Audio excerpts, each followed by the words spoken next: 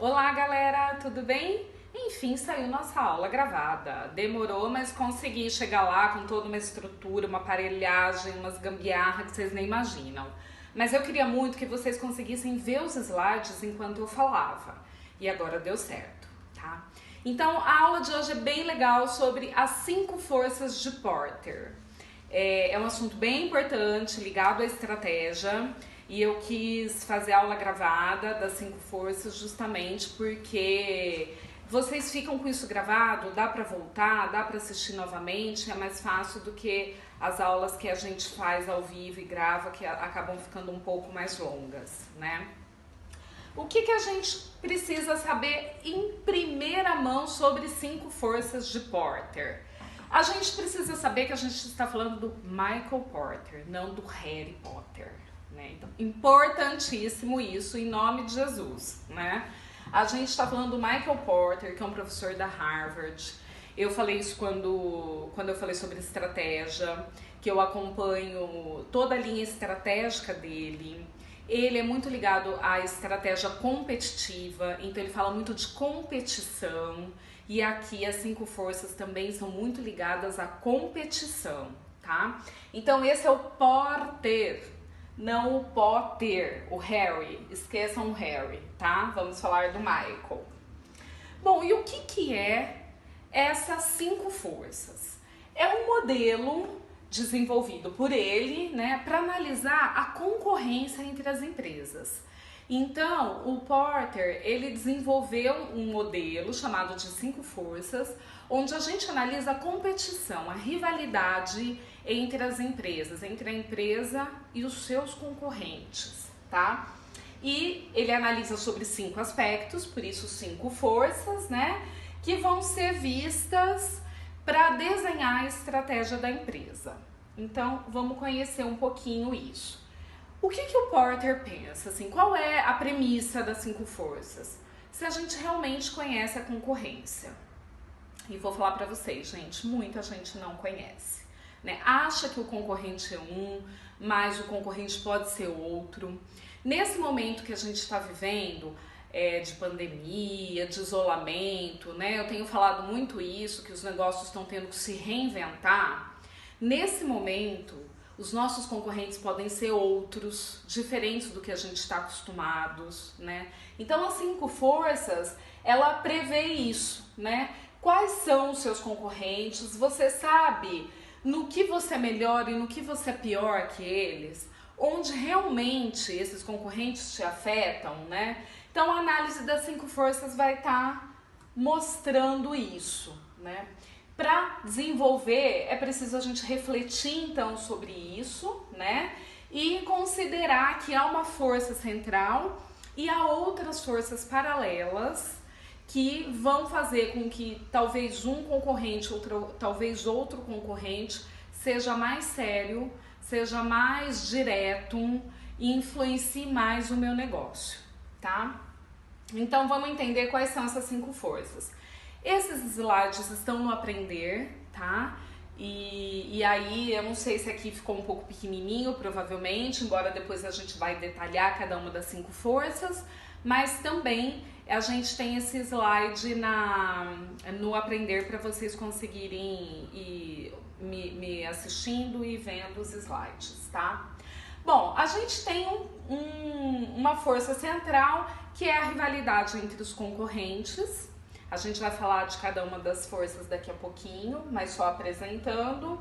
Primeiro é a rivalidade entre os concorrentes. Depois, barreira de novos entrantes, poder de barganha dos fornecedores, poder de barganha dos compradores e produtos substitutos, ameaça de produtos substitutos. Então vamos lá entender cada um deles. Bom, o que é a rivalidade entre os concorrentes? É o quanto o meu concorrente realmente disputa o mercado comigo. O quanto a nossa rivalidade é aquela pau a pau, sabe? O quanto a gente disputa cada cliente, cada negociação. Tem setores em que essa rivalidade é muito acirrada. E tem setores que não, que essa rivalidade é um pouco mais leve, não é uma rivalidade tão acirrada. Então a primeira coisa é pensar isso. Quem é meu concorrente? Quem são os meus concorrentes? E como é a rivalidade desse segmento? Eu coloquei aqui até uma foto da Coca e da Pepsi, né? A gente já falou disso na aula de posicionamento e de estratégia. E é uma rivalidade muito pau a pau, né? Então, aqui, como um exemplo que eu dou, da Cacau Show e da Copenhagen. Ambas trabalham com chocolate, mas não são rivais diretas. A gente já falou disso também. Então, às vezes, a empresa é do mesmo segmento que o meu, mas a nossa rivalidade não é tão direta. E talvez a Cacau Show tenha outros concorrentes muito mais diretos. Talvez a Brasil Cacau, talvez até aquela pessoa que faz chocolate caseiro, pensando em datas comemorativas, em Páscoa, em panetones. Talvez a Companhia do Brigadeiro é mais concorrente do que a própria Copenhagen, que em tese é uma marca mais estruturada, né? Então aqui a gente já começa a pensar como que é essa rivalidade, quem realmente é o meu concorrente, quem realmente pega o meu mercado, quem realmente atinge o mesmo público que eu. Quem são os concorrentes diretos, né? E como ser melhor que eles. E como essas empresas estão agrupadas, né? Por exemplo, tem redes, tem franquias, né? Pensar um pouquinho na distribuição desses meus concorrentes. A segunda força são os produtos substitutos. Eu acho que nesse momento essa é a força que a gente mais tem que pensar. Porque o que são produtos substitutos? São produtos que podem ser da mesma categoria ou não, mas que substituem a compra pelo meu produto. Então podem ser produtos inovadores, produtos da mesma área de atuação ou até produtos que nem são da mesma categoria. Então vamos pensar hoje, por exemplo, quem pode ser um produto substituto de um restaurante? O iFood e todos os seus concorrentes. Ok, isso é o mais óbvio. Mas quem podem ser os substitutos? O substituto, às vezes, é o próprio supermercado com a comida pronta, que antes do isolamento talvez não seria.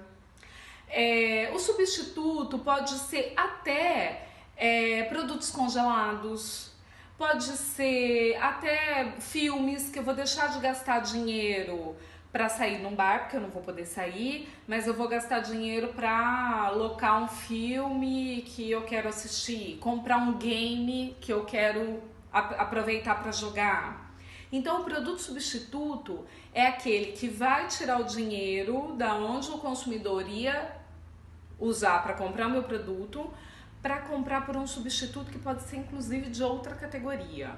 Então aqui hoje eu acho que a gente tem que colocar o nosso grande olhar, tanto no substituto em relação à mesma categoria, mas com produtos mais inovadores, né? A gente está num momento de inovação acirrada, quanto para produtos de outras categorias.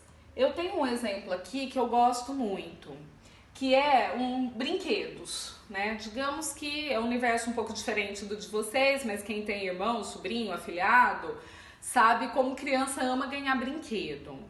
Quais são os substitutos de brinquedos? Games, ao invés de dar brinquedo, você pode dar um game. Desenhos, cinema, levar a criança no cinema, pode ser, hoje não em isolamento, mas no mundo real, né? Pode ser um substituto. Olha, seu aniversário, ao invés de te dar um brinquedo, eu vou te levar no cinema. Você está deixando de comprar um produto para comprar de um concorrente que é um substituto.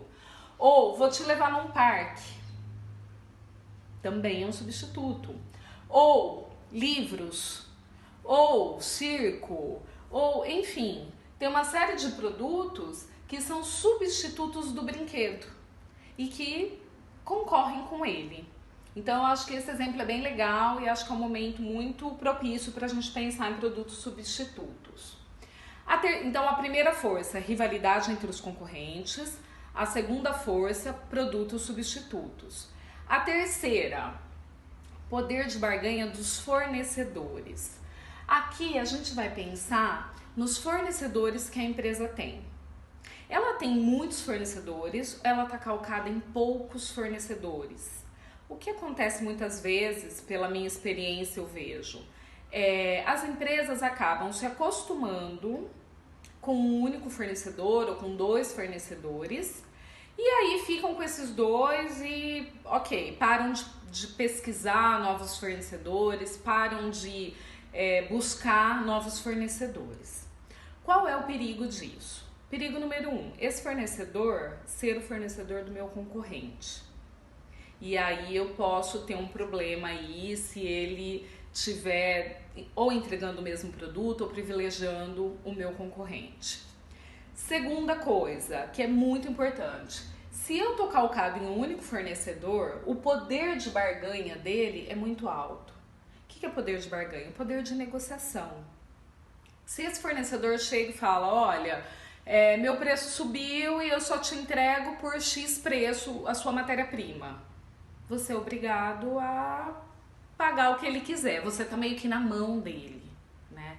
Então, olhar o poder de barganha, estar sempre buscando novos fornecedores, isso é muito importante para sua estratégia competitiva, tá? E no dia a dia da empresa, o que ela faz, o que o dono faz? Ele esquece disso. Ele tem um fornecedor, se dá bem com ele e para de olhar para novos fornecedores. E isso pode ter um problema com valores, porque às vezes o seu fornecedor está aumentando o preço e você nem está percebendo, né? E o preço está até acima do mercado. Isso tem um problema de estar na mão dele e tem um problema com a sua concorrência também estar com o mesmo fornecedor e de repente o seu diferencial, que é algum ingrediente, que é algo que você acha que só você tem, na verdade o seu concorrente tem também. Então tá sempre buscando fornecedor, olhar qual é o poder de barganha. Isso muda muito de um segmento para outro, tá, gente? Mas é importante estar atentos. Aqui a gente volta a falar disso, né, um pouco mais. A quarta força, bem importante também. Como evitar ou atrapalhar a entrada de novos concorrentes? Também chamado aqui de barreiras de entradas. Tem segmentos que a barreira de entrada é muito baixa. O que é barreira de entrada? Qualquer pessoa pode entrar nesse seu mercado. Então, digamos, acho que eu já até dei esse exemplo em sala. Digamos que eu resolvo abrir um salão de beleza. O que eu preciso para abrir um salão de beleza? Nada, só ter o dinheiro, né? Eu preciso ter alguma certificação? Não. Eu preciso ser cabeleireira? Não. Eu posso contratar. Eu não preciso de nada, eu só preciso do dinheiro. Então a barreira de entrada é muito baixa. Por isso que tem um salão de beleza em cada esquina. Porque a barreira de entrada é baixíssima. E agora vamos mudar o exemplo. Digamos que eu quero abrir uma usina de cana. É fácil? É só ter dinheiro? Não. Eu preciso de um know-how muito específico, eu preciso de muito dinheiro. Mesmo que eu tenha muito dinheiro e tenha um certo know-how, entrar nesse mercado não é fácil. Eu vou vender para quem? Né? Eu vou precisar de muita mão de obra especializada, eu vou precisar de know-how específico em muitas áreas, né? Então, a barreira de entrada é alta. Claro que eu peguei 2 exemplos assim, né? Extremamente um sol e a lua, né? Mas é só para a gente pensar o que é barreira de entrada, é só para o conceito ficar mais claro. Então, barreira de entrada, como você aumenta a barreira de entrada para que não entre novos concorrentes?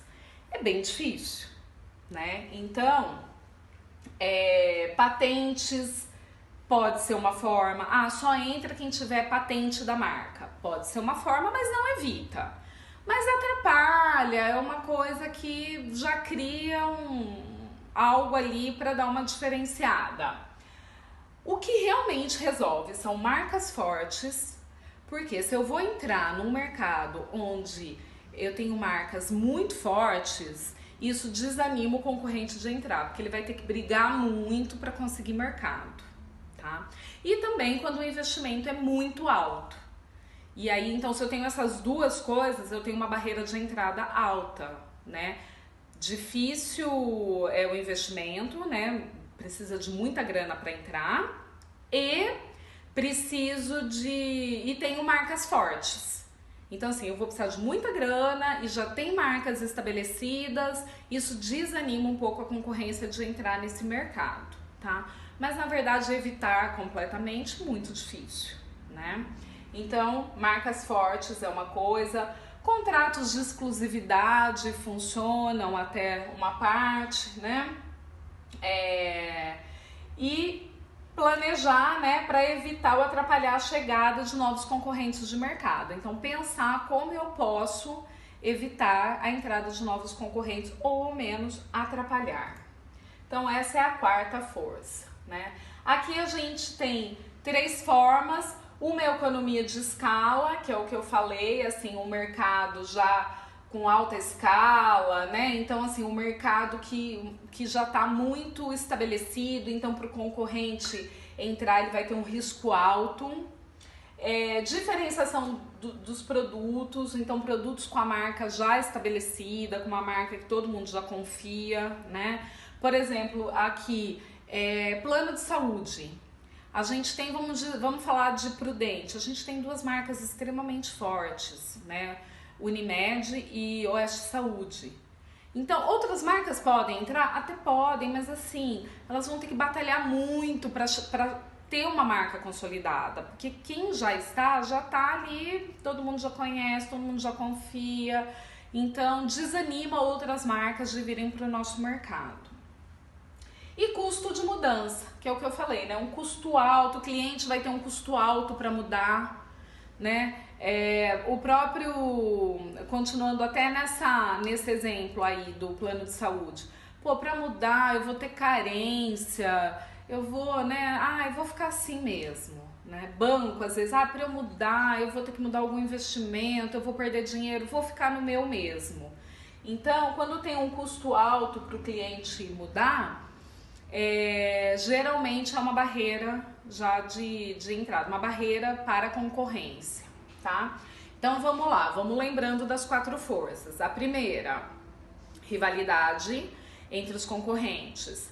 A segunda produtos substitutos. A terceira, fornecedores. E a quarta, barreiras de entrada.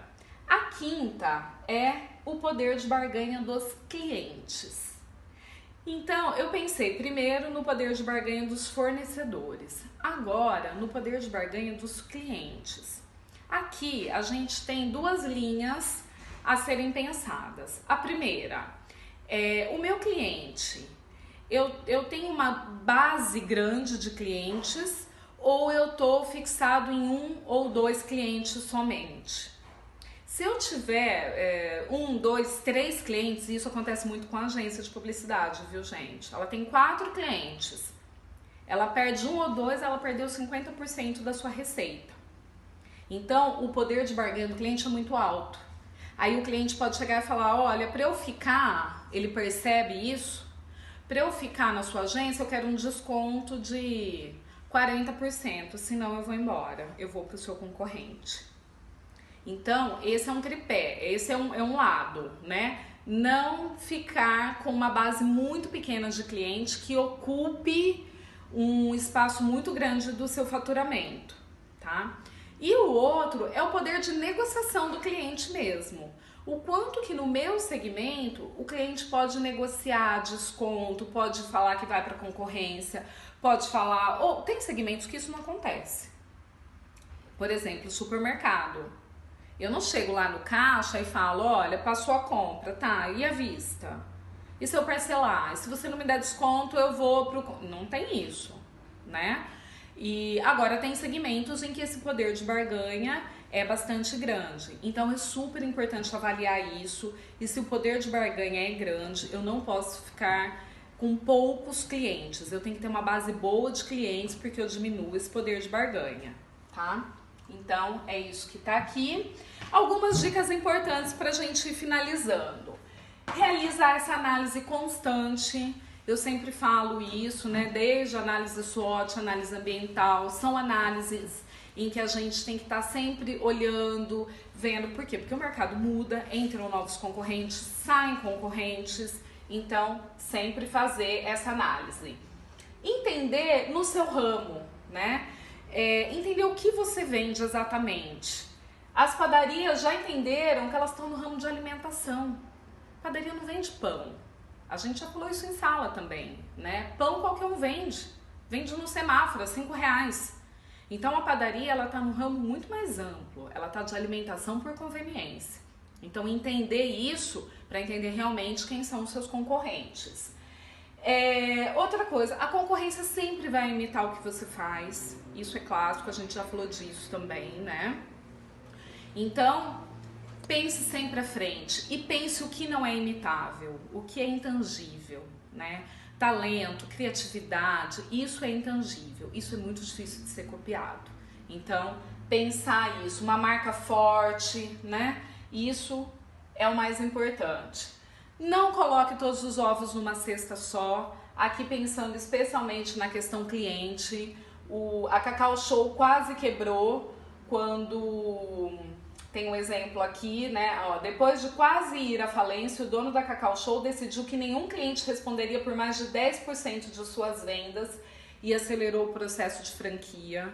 Então não fique na mão de clientes, olhe exatamente na mão de quem você está e abra o leque, tenha mais clientes para não ficar com a sua empresa baseada em um único cliente ou em poucos clientes.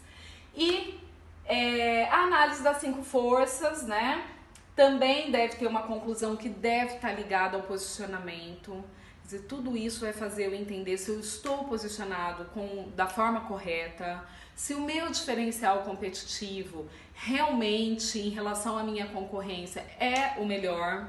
Eu estou baseando meu posicionamento no melhor diferencial competitivo, né? Então, pensar nisso.